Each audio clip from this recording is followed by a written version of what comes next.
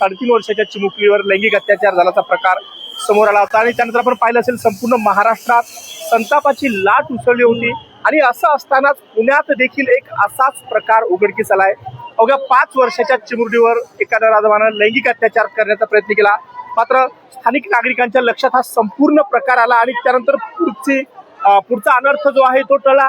त्यानंतर मात्र संतप्त झालेल्या येथील स्थानिक नागरिकांनी या संबंधित व्यक्तीला आमच्या ताब्यात द्या अशी मागणी करत मोठा गोंधळ झाला या ठिकाणी आपण पाहिलं असेल। आपण पाहू शकता आता मी पुण्यातील पर्वती पायथा परिसरात आहे आणि या ठिकाणी मोठ्या प्रमाणात पोलीस बंदोबस्त आहे आणि अनेक नागरिक जे आहेत ते आक्रमक झाले आहेत। तर नेमकं काय घडलं आहे हे आपण येथील काही नागरिकांकडनं जाणून घेण्याचा प्रयत्न करूयात। आता नेमकं काय घडलं होतं, काय झालं होतं, काय झालं होतं? एवढं तुम्ही काय पोलिसांकडे मागणी केली होती, काय झालं, काय होतं? मुली बरोबर अत्याचार करत होता त्याचा आजोबा आणि त्याच्यामुळे पोलिसांकडे मागणी केली आणि ते प्रत्यक्ष डोळ्यांनी बघितलेलं आहे आम्ही। मग त्याच्यामुळे काय आम्ही निर्णय घ्यायचा असा। काय झालं आता? पोलिसांनी त्याला ताब्यात घेतलंय, तुम्ही त्या आजोबांनी त्या मुलीवरती अत्याचार करण्याचा प्रयत्न केलेला आहे। आम्ही ते पत्र्याच्या ह्याच्यातनं एका बाईनी बघितलं, तिने दरवाजा वाजवल्यानंतर त्या मुलीला त्यांनी माळ्यावर लपून ठेवली आणि म्हणलं की अजिबात आवाज करायचा नाही तर मी तुला मारीन। 7 वर्षाची मुलगी घाबरणार नाही तर काय होणार आहे की आजोबा आपल्याला असं बोलतोय आणि असे प्रकार करतोय आजोबा आपल्या बरोबर। त्याच्यानंतर त्यांनी कडी उघडली तर म्हणलं काय झालं, तर ते म्हणले कोण ओरडत होता, आता कुठे आहे ती मुलगी? तर तो म्हणला नाही घरात कोणीच नाहीये। मग त्या बाईनी त्याच्या 2 काना खाली दिल्या, मग ती मुलगी वरतून ओरडली तेव्हा तिला खाली घेतली काढून, तर तिच्या शरीरावरती अक्षरशः असे लाल चट्टे होते आणि तिने प्रत्यक्ष बघितलंही मुली संग तो काय करत। आमच्या 4 बायका तिकडे आहेत ना पोलीस। मग हे त्याच्यानंतर पोलिसांना फोन केला, पोलीस आले, पोलिसांनी त्यांना घेऊन गेले। मग घेऊन गेल्यानंतर तुम्ही काय करणार? त्यांच्या नाही गेले, पोरं मारत होते तर त्याला पळवलं।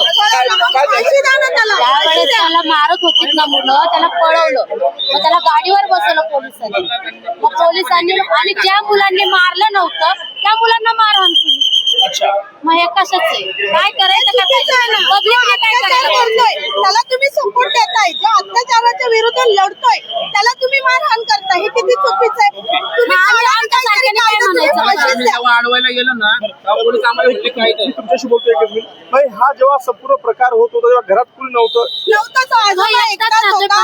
आईचे वडील म्हणल्यानंतर ती मुलगी आजोबांकडे जाणारच ना, पण आजोबांनी हे कृत्य करावं हे मान्य आहे का? किंवा हे आपल्याला तरी मान्य होतंय का? आपल्या माइंड मध्ये तरी हे येतंय का की आजोबा असं वागू शकतो आपल्या नाती बरोबर? म्हणजे आज इतके घाणेरडे प्रकार चालू आहेत, कशामुळे चालू आहेत की त्याला न्याय मिळत नाहीये। आज प्रत्येक ठिकाणी बलात्कारची केस येतात, तिथं कुणीही त्यांना फाशी देत नाही, सजा देतात, 4-4 वर्ष 5-5 वर्षांनी सोडून देतात। तुम्ही का नाही त्यांना फाशी देत? म्हणजे दुसरं तिथं थरथर करेल।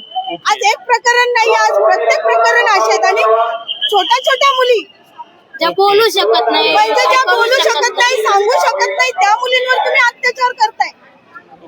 असं प्रकरण पाहू शकता पुण्यातल्या पर्वती पोलीस स्टेशनच्या हद्दीत हा संपूर्ण प्रकार जो आहे तो घडला होता।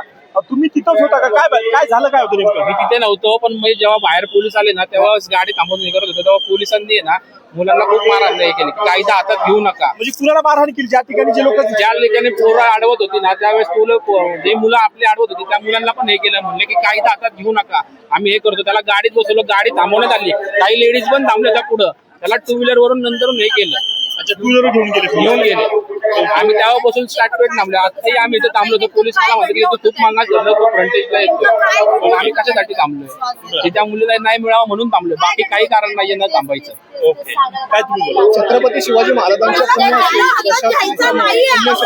शहरामध्ये प्रकार घडतोय की ज्या ठिकाणी पर्वती असा भाग आहे आणि अशी परिस्थिती नसरापूरचं प्रकरण, पोलीस प्रशासन वाट बघतोय का पुन्हा एकदा आम्हाला नसरापूर पर्वतीमध्ये घडावं, अशी परिस्थिती असताना दाट वस्ती आशिया खंडातील सगळ्यात मोठी झोपडपट्टी असणारा हा भाग, याच्यात सुरक्षेचा प्रश्न निर्माण झाला। पोलीस प्रशासनाला एवढीच विनंती आहे की त्याच्यावर कठोरात शिक्षा व्हावी आणि कारवाई व्हावी।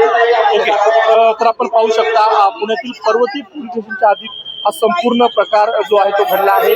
जनता वसाहत हा जो परिसर आहे त्या ठिकाणी एका 7 वर्षाच्या मुलीवर खरं तर तिच्याच एका नातेवाईकाने लैंगिक अत्याचार करण्याचा प्रयत्न केला, मात्र शेजारी राहणाऱ्या नागरिकांच्या हा संपूर्ण प्रकार लक्षात आल्यानंतर त्यांनी मध्यस्थी करत या मुलीची सुटका केली आणि त्यानंतर या ठिकाणी मोठा गदारोळ झाल्याचं पाहायला मिळालं. कारण संबंधित व्यक्तीला मारहाण करण्यासाठी येथील जमाव जो आहे तो आक्रमक झाला होता.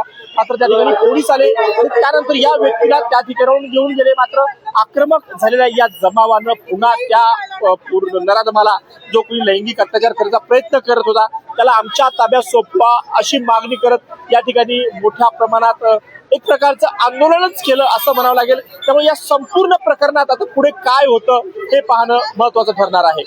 पुण्याहून किरण शिंदे, लोकमत व्हिडिओ.